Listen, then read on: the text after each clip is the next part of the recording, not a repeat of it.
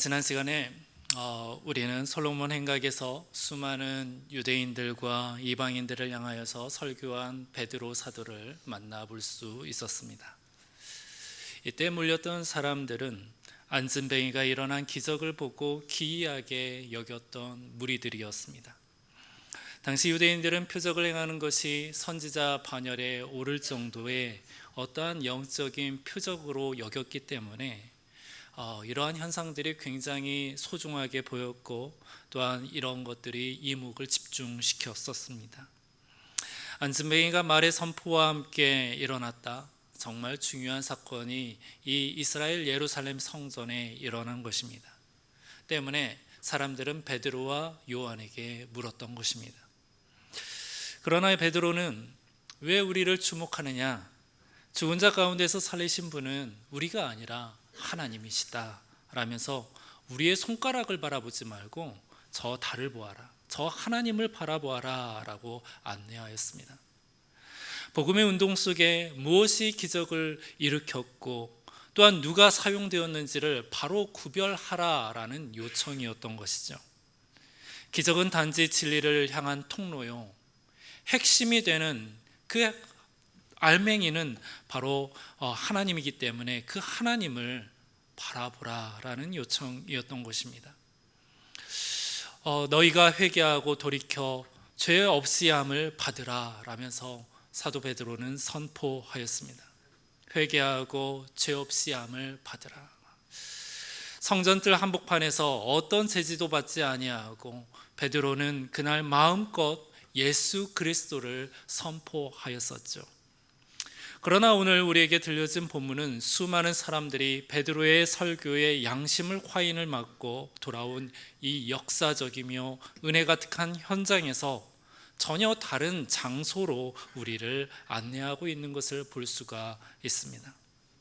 지금까지 베드로와 요한은 마가다락방에서도 성전 미문에서도 솔로몬 행각에서도 복음을 담대하게 또한 자유롭게 외쳤었어요. 성령의 인도를 따라 거침없이 외쳤었습니다. 물론 막는 사람들도 없었습니다. 하지만 오늘 본문에서 이 모든 자유가 가로막히는 것입니다.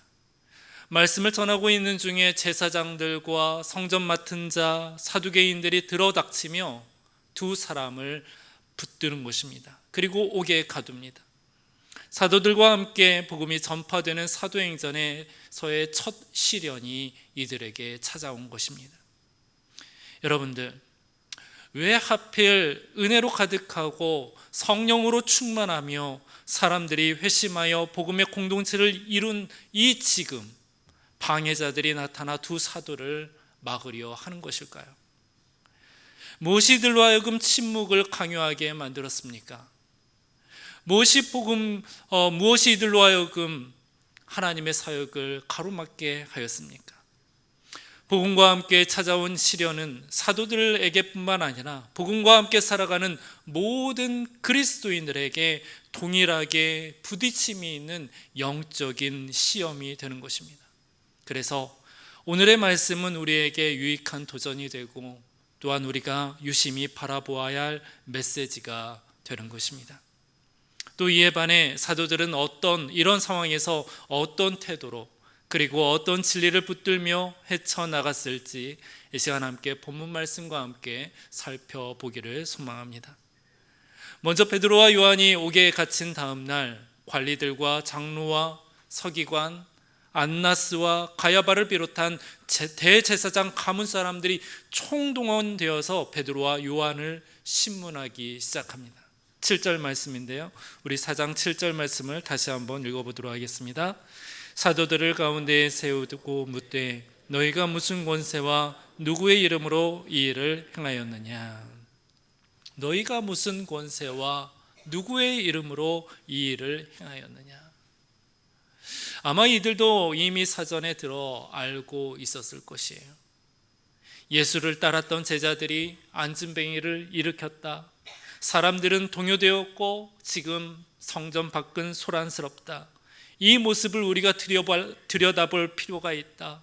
왜냐하면 우리의 질서를 망치고 있기 때문이다 라면서 이러한 의도를 갖고 종교 재판을 열어나가는 모습입니다. 종교 재판상 절차를 따라 안진뱅이를 일으킨 것이 너희의 힘인지 아니면 다른 어떠한 영향인지, 여전히 예수를 따르며 분란을 일으키려는 운동인지 확인하려 한 것이죠. 실은 이 재판은 예수님을 십자가에 못 박게 한 종교 재판과 다름이 없는 재판이었습니다. 그만큼 말 한마디에 십자가 처형이 내려질 위기의 순간이고 시험의 상황입니다. 사도행전의 큰 흐름에 가려져서 그렇지 지금의 상황은 매우 중요한 순간인 것입니다. 하나님의 복음이 예수 그리스도와 함께 세상 가운데 전해졌지만 예수 그리스도라는 가지가 잘렸어요. 또 남은 유일한 한 가지가 제자들이요, 제자들에게 성령으로 충만하게 하여 예수님처럼 당시 시대의 사람들에게 복음을 전하는 전도자로 하나님께서 세우셨습니다. 그런데 이번에도 또 제자들까지도 자르려는 재판이 열린 것입니다. 그것도 예수님을 재판한 그 요주의 인물들이 동일하게 섰습니다. 대제사장 안나스와 가야바, 게다가 이번에는 요한과 알렉산더 대제사장의 문중이 다 참여해서 말입니다. 모든 총동원과 함께 종교 재판을 위협적으로 진행하고 있는 상황 가운데 있는 것입니다. 한때 제자 베드로와 요한은 다른 제자들과 함께 유대인들이며 종교 지도자들을 피해 집 문을 잠근 채 떨고 있었었죠. 그날이 불과 며칠이 안 되었었습니다. 예수님께서 십자가에 달려 돌아가셨음과 함께 제자들마저도 붙잡힐까 심히 걱정이 되어 한 곳에 모두가 모여 벌벌 떨고 있었습니다. 이런 제자들이었는데 지금의 베드로와 요한의 모습은 달라졌어요. 달라져도 너무 달라졌습니다. 늑대들에 둘러싸인 것과 같은 종교 재판 한 중앙에 놓인 양들, 베드로와 요한은 말 한마디에 모두 뜯기고 삼켜질 위기임에도 불구하고 본문에 나타나는 베드로의 응답은 그야말로 예수님과 같은 담대함으로 되려 선언하고 있는 모습을 우리가 볼 수가 있습니다. 베드로는 고민하지 않고 단번에 말합니다. 10절 말씀인데 우리 10절 말씀을 다시 한번 읽어보도록 하겠습니다. 시작. 너희와 모든 이스라엘 백성들은 알라. 너희가 십자가에 못 박고 하나님이 죽은 자 가운데서 살리신 나사렛 예수 그리스도의 이름으로 이 사람이 건강하게 되어 너희 앞에 섰느니라. 아멘. 몇 날 며칠 전에 베드로와 지금의 베드로가 달라진 이유가 무엇입니까? 성경은 베드로의 모습을 성령 충만하다라고 말하기를 잊지 않았습니다. 성령 충만하다. 성령 충만한 상태에서 종교 지도자들을 향하여 거침없이 말하는 것입니다. 성령 충만하다는 것은 무엇을 말하는 것일까요? 내 안에 성령으로 가득하다는 말을 뜻합니다. 성령으로 가득함을 두고 성령 충만하다라고 이야기하죠. 성령 충만은 간단하게 말해서 내 안에 담을 그릇이 있다 합시다. 이 그릇 안에 하나님으로 가득 채워져 있는 것이 바로 성령 충만입니다. 만약에 하나님께서 조금만 채워져 있다면 그 남은 양을 나의 것, 나의 생각으로 나머지를 채울 텐데, 그래서 어떠한 결론을 놓고 어떠한 생각 판결을 놓고도 나의 생각으로 좌지우지할 가능성이 많은 건데, 성령으로 충만할 때에는 하나님께서 나를 이끌기 때문에 오로지 하나님의 뜻대로 나아가게 되는 것입니다. 그래서 어떤 상황 앞에서도 두려워하지 않게 되는 것이죠. 왜냐하면 절대 능력자이신 하나님께서 모든 것들을 통치함을 믿기 때문에 그렇습니다. 또한 진리 앞에 담대해지는 것입니다. 하나님께서 진리이기 때문에 진리를 취하고 진리를 선포하게 되는 것입니다. 예수님께서는 제자들을 향하여 앞날을 예견한 채 이런 말씀을 남겨두신 적이 있었습니다. 마가복음 13장 11절에 보면 이런 말씀이 있습니다. 너희를 공회에 넘겨줄 때에 어떻게 무엇을 말할까 염려하지 말라. 그때에 너희가 너희에게 할 말을 주시리니 말하는 이는 너희가 아니요 너희 속에서 말씀하시는 성령이니라 라고 말씀하셨어요. 예수님께서도 담대함과 진리에 대한 증언과 선포를 하게 하시는 일을 사람이라 하지 않고 바로 성령님이라 하였습니다. 그리고 위기 속에서 염려하지 말라고 명하셨습니다. 성령님께서 모든 것을 제때에 맞게 말할 것을 생각나게 하신다 말씀하셨어요. 성령으로 충만한 상태에는 내 인생을 내가 사는 것이 아니라 하나님께서 이끌어가며 사는 인생이 되는 것입니다. 하나님 나라를 이루는 놀라운 능력을 행하며 사는 것이지요. 어떠한 상황 가운데에서도 말입니다. 비록 물 위를 걸어야 하는 상황일지라도, 공회 앞에 넘겨져 처형을 받는 것이 눈앞에 있다 할지라도 말입니다. 하나님께서 이끄는데 무엇이 문제가 되겠습니까? 그러므로 성령이 말하는 성령이 충만하여 라는 이 문구는 오늘 우리에게 얼마나 큰 도전의 문구가 되는지 모릅니다. 사랑하는 성도 여러분들, 우리 모두 성령으로 충만하기를 늘 사모하기를 주님의 이름으로 축복합니다. 사도행전의 역사와 그 이야기는 성령으로 쓰여진 역사입니다. 성령으로 쓰여진 이야기예요. 때문에 우리 인생이 신앙적으로 아름다운 이야기, 놀라운 역사가 되기 위해서는 우리의 생각으로 쓰면 안 되는 것입니다. 성령으로 써야 하는 것입니다. 때때로 제 모교의 담임 목사님께서 교인들과 함께 나눴던 기도 제목이 문득 떠오르곤 합니다. 늘상 똑같은 기도 제목을 나누어 주었어요. 어느 때부터인가 수년 동안, 여기서 수년이라는 것은 10년을 넘게 그 기도 제목 하나만 교인들과 나누었는데 동일한 기도 제목이었어요. 그때 저는 고등학생 청년 때였었으니까 그게 좀 굉장히 인상적으로, 왜 기도 제목이 바뀔 법도 한데, 상황에 따라서 이렇게 기도해달라고 이야기할 법도 한데 왜 늘 똑같은 기도 제목일까 하는 의아한 궁금증이 있었어요. 그런데 제가 목회를 하다 보니까 그 기도 제목이 참으로 100번, 1000번 맞다 생각이 되었습니다. 그 기도 제목이 무엇이냐면 성령 충만을 위해 기도해 주십시오. 성령 충만한 목회할 수 있도록 기도해 주십시오. 이 기도 제목이 순간순간 제 머릿속에 떠오르곤 합니다. 맞습니다.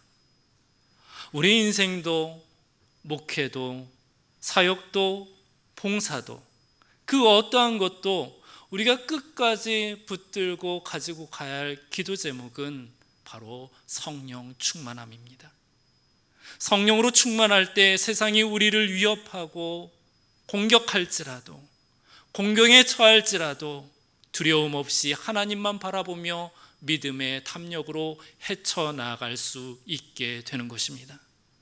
바라기는 우리 모두, 그리고 함덕교회 믿음의 공동체는 늘 성령 충만을 위해 기도하며 사모하여 성령님과 더불어 살아가는 복된 인생이 되기를 주님의 이름으로 축복합니다. 자녀들을 위해서도 기도할 때에도 자녀들의 성령 충만을 위해서 기도하시기 바랍니다. 저를 위해서도, 또한 교회를 위해서도, 이번에 피택된 집사님들을 향하여서도, 또한 우리 모두가 성령 충만을 구하는 온전한 그리스도인이 되기를 주님의 이름으로 축복합니다.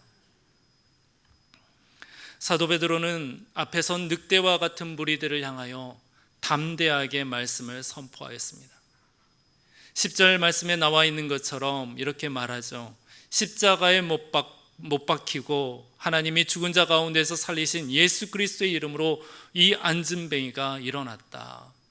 11절에도 보면 예수 그리스도는 너희 건축자들의 버린 돌이요 집 모퉁이의 머릿돌이 되었다라며 종교 지도자들, 재판장들을 향하여서 직격탄을 날리며 복음과 함께 쏘아붙였습니다. 그러면서 결론적으로 내뱉은 결론의 말 12절 말씀인데요, 우리 12절 말씀을 같이 함께 읽어보도록 하겠습니다. 시작. 다른 이로서는 구원을 받을 수 없나니 천하 사람 중에 구원을 받을 만한 다른 이름을 우리에게 주신 일이 없음이라 하였더라. 아멘. 세상에 구원을 받을 만한 이름이 많은 줄 아나 다른 이로서는 구원을 받을 수가 없다. 다른 이로는 구원을 받을 수 없다.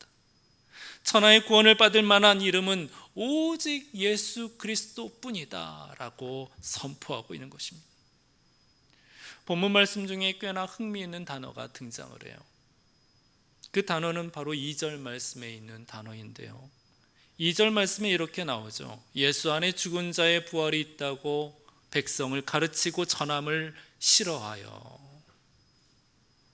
예수 안에 죽은 자의 부활이 있다고 백성을 가르치고 전함을 싫어하여. 그래서 싫어한 주체는 1절에 나와 있듯이 각 종교 지도자들을 말합니다. 여기에 싫어하여라는 단어가 흥미로운 단어인데요, 이 싫어하여라는 단어는 디아포누메노이라는 헬라어를 사용합니다. 그 의미가 몹시 괴로워하다, 격렬하게 시달리다라는 의미를 갖고 있습니다. 그러니까 우리가 한국말로 그냥 싫어하여가 아니라 입체적으로 보면은 정말 싫어했구나, 치가 떨릴 정도로 싫어했구나라는 것을 알 수가 있습니다. 이 괴로움과 시달림에 의해서 결국 베드로와 요한을 잡았다라고 말하고 있는 것입니다. 또한 잡을 뿐만 아니라 종교 재판까지 열었다 말하고 있는 것입니다. 그러니 결국 이 모든 정황 속에 담겨져 있는 내용이 예수님을 두고 그간 시달리고 괴로웠던 감정들이 다시 떠오른 상황이 되어버렸던 것이라는 것이에요. 먹기 전까지 종교 지도자들에게 예수님의 십자가 처형은 그럴싸해 보였던 선악과와 같았던 것입니다. 먹기 전까지는 좋았을런지 모르나 먹은 후에는 탈이 난 상태, 즉 이들에게 안 좋은 기억과 안 좋았던 최악의 사건이 예수님의 십자가 사건이 되었던 것입니다. 여기서 상상력을 좀 더 가미해 보면 이들은 꿈에 시달렸을 거예요. 사람들로부터 시달렸을 겁니다. 의인을 죽인 대가로 양심에 시달렸을 것입니다. 결국 트라우마로 자리 잡았겠죠. 그리고 나서 오늘 본문의 반응, 예수 안에 죽은 자의 부활이 있다고 전하는 것을 싫어하여 몹시 괴로워하여, 모르긴 해도 예수라는 이름이 다시 회자되는 것조차 싫었던 모양입니다. 이런 배경 속에서 베드로가 외치기를 너희가 죽인 예수가 건축자들의 버린 돌이요 이 돌이 모퉁이의 머릿돌이 되었다. 하나님께서 우리에게 구원을 이루게 할 유일한 이름을 주셨는데 바로 예수 그리스도를 주신 것이다 라고 증언하고 있는 것입니다. 사도 베드로는 성령을 받고 나서 일관되이 이 구원의 길을 안내하며 말하는 것이 다름 아닌 예수 그리스도 이름이었습니다. 베드로 사도가 말한 그 모든 군데군데를 보면 그 결론이 예수 그리스도 이름이었어요. 누구든지 주의 이름을 부르는 자는 구원을 받으리라 라고 마가다락방에서 선포를 했고요. 또한 너희가 회개하여 각각 예수 그리스도의 이름으로 세례를 받고 죄 사함을 받으라, 그리하면 성령의 선물을 받으리니 라면서 모든 이방인과 유대민족 사람들을 향하여서 구원으로 초청한 것, 그 가장 중요한 핵심이 바로 예수 그리스도 이름이었습니다. 뿐만 아니라 안진뱅이를 일으킬 때에도 은과 금은 내게 얻거니와 내게 있는 이것을 내게 주노니 나사렛 예수 그리스도의 이름으로 일어나 걸으라 라고 명령하였습니다. 또한 오늘 본문에서도 예수 그리스도의 이름을 말합니다. 천하 사람 중에 구원을 받을 만한 다른 이름을 우리에게 주신 일이 없음이라 라고 선포하고 있습니다. 그러므로 예수 그리스도 이름은 베드로가 받은 천국 열쇠였고 또한 다른 이들에게도 받을 천국 열쇠가 되었던 것입니다. 우리에게도 마찬가지로 예수 그리스도 그 이름이 천국 열쇠가 되는 것입니다. 제가 대학 동아리 CCC를 활동하고 있었던 시절에 한국 CCC 총재였던 김중구 목사님께서 저녁 설교를 하고 있었던 때였습니다. 당시 김중구 목사님께서는 설교를 하면 수련회 때마다 늘 빠지지 않고 했던 것이 백문일답이었습니다. 100가지의 질문에 한 가지의 답변. 그 한 가지의 답변은 다른 것이 아니라 예수 그리스도였습니다. 예수 그리스도. 이것을 회중들과 앞에 있는 대학생들과 화답하기를 이렇게 했어요. 우리가 이 밤에 여기 있을 수 있는 이유는 무엇입니까? 라고 물으면 앞에 있는 대학생들은 이구동성으로 예수 그리스도라고 외치는 것이었어요. 우리가 구원의 기쁨을 누릴 수 있는 이유는 무엇입니까? 예수 그리스도. 우리에게 비전을 주시는 분은 누구십니까? 예수 그리스도. 그때 예수 그리스도를 막 외치는 가운데 처음에는 그냥 여러 대학생들, 그때는 뭐 몇만 명이었으니까 그 몇만 명 사이에 혼자 뭐 앞에 있는 모든 대학생들이 그냥 흥에 겨워가지고 제 마음속에는 흥에 겨웠습니다. 흥에 겨워서 열심히 예수 그리스도를 외쳤어요. 찬양도 하고 그때 은혜가 가득했으니까 왜 흥이 나지 않았겠어요. 흥 있게 예수 그리스도를 외쳐냈습니다.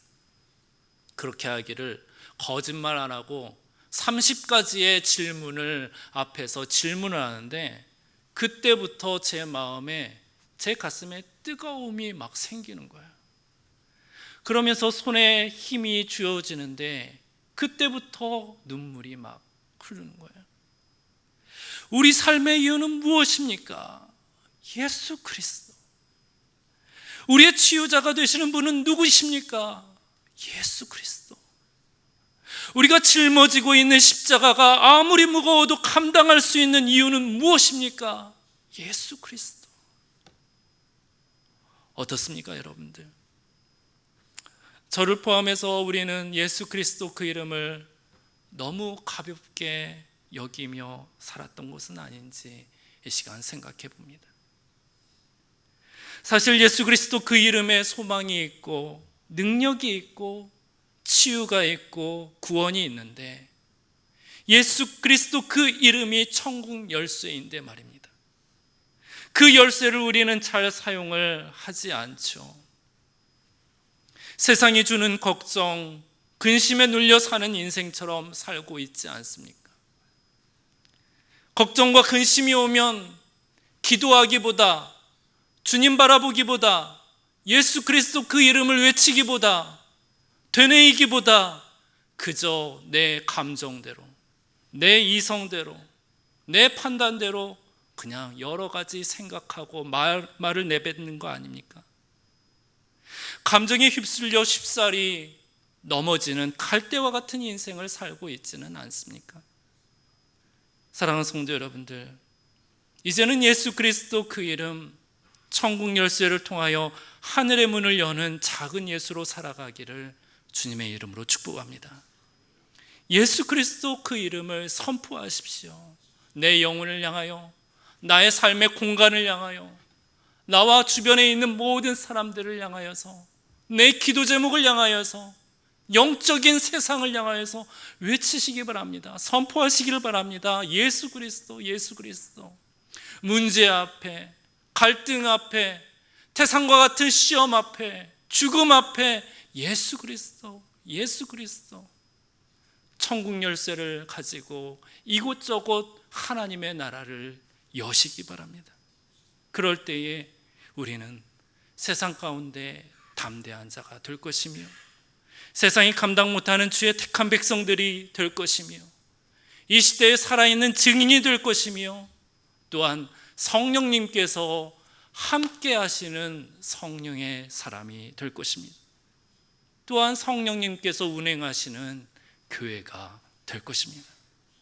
우리 모두가 예수 그리스도의 이름을 늘 불러 복음과 함께 살아가는 예수님의 제자요, 하나님 나라를 만들어 나아가는 작은 예수요, 또한 함덕교회의 신앙 고백이며 우리 삶의 이유가 되기를 주님의 이름으로 축복합니다. 이 시간 주신 말씀을 놓고 함께 찬양하며 나갑시다. 하나님을 바라볼 때, 주님을 묵상하며 예수 그리스도 그 이름을 부를 때 우리 삶 가운데 구원이 이르게 될 줄 믿습니다. 이 마음을 가지고 함께 이 찬양 주님 앞에 올려드립시다. 두려운 마음 가진 자요,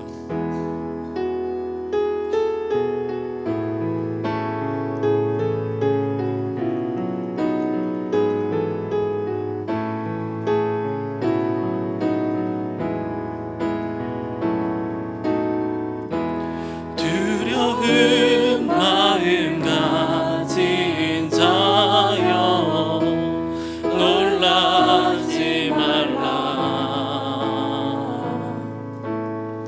주 너의 하나님 강한 손으로 주 이름 부를 때에 주님 구하시리. 다시 한번 처음부터 두려운 마음 가진 자요, 두려운 마음 가진 자여 놀라지 말라. 주 너의 하나님 강한 손으로 주 이름 부를 때에 주님 구하시리.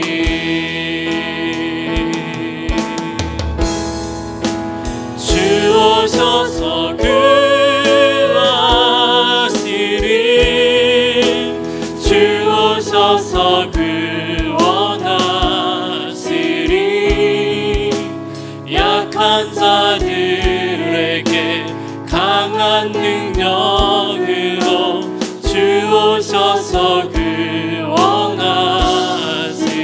주 오셔서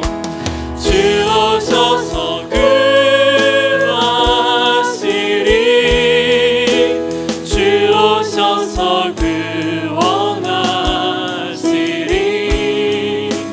눈을 들어보라. 회복의 능력은 주 오셔서 구원하시리.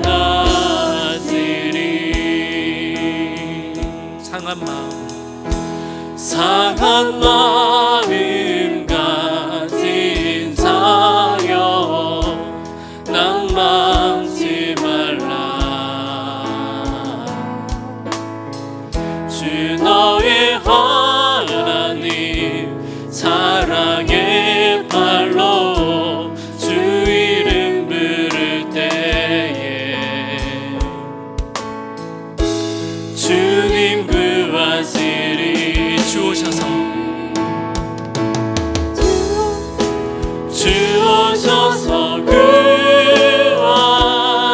구하시리. 주 오셔서 구원하시리. 약한 자들에게 강한 능력으로 주 오셔서 구원하시리. 주 오셔서 구하시리.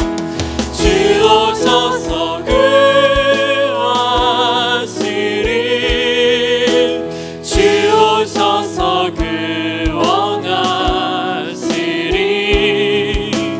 눈을 들어보라.